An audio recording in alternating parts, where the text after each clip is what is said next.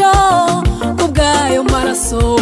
Inzira y'umusaraba wa Yesu, imibabaro yose Yesu yahuye nayo, ikamba ry'amahwa yambaye mu mutwe, icumu yatewe ryo mu rubavu, havuyemo amaraso avanze n'amazi, imisumari yatewe mu biganza no mu birenge, ninjye nawe yashakaga waduhuze n'Imana. Inzira y'umusaraba wa Yesu, imibabaro yose Yesu yahuye nayo, ikamba ry'amahwa yambaye mu mutwe, icumu yatewe ryo mu rubavu, havuyemo amaraso avanze n'amazi, imisumari yatewe mu biganza no mu birenge, ninjye nawe yashakaga waduhuze n'Imana. Amaraso ya Yesu n'umutuvura indwara z'imitima ndetse n'iz'umubiri, na wa musirikare wateye Yesu icumu yaramuhumuye.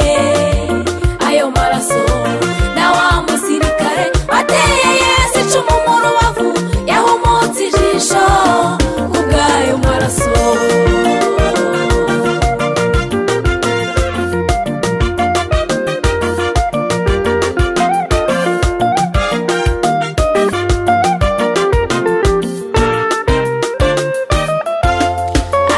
Shyamba y'Getsemani arimo asenga itegura kubabazwa, yahabiriye ibyuya bivanze n'amaraso, ntiyacika intege arakomeza arasenga, Imana iramwumva imwongera imbaraga.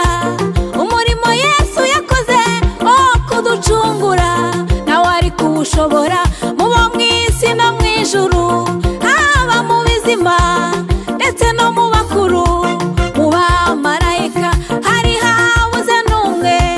Yohana ararira ari mwiyerekwa, yumva ijwi rimubwira, Yohana humura, intare yo mu muryango wa Yuda aranesheje, wabumbura igitabo amena ibimenyetso bigifatanishije, acungura abera bose bo mw'isi yose.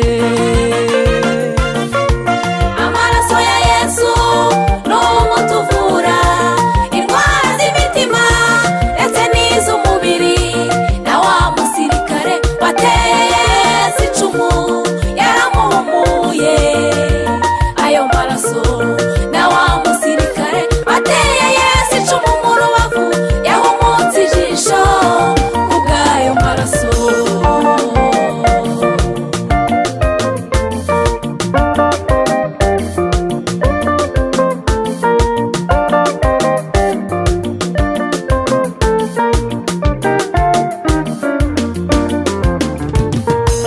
Niba utari gusangira n'abigishwa be, yafashe umutima arawushimira arawumanyagura, awubaha bose, atuye n'umubiri wanjye utanzwe ku bwa benshi, bazanyizezwa n'ijambo ryanjye. Afata n'igikombe nacyo aragishimira, ataya n'amaraso yanjye amenetse, nimwakire munyweho mwese, uru ni urwibutso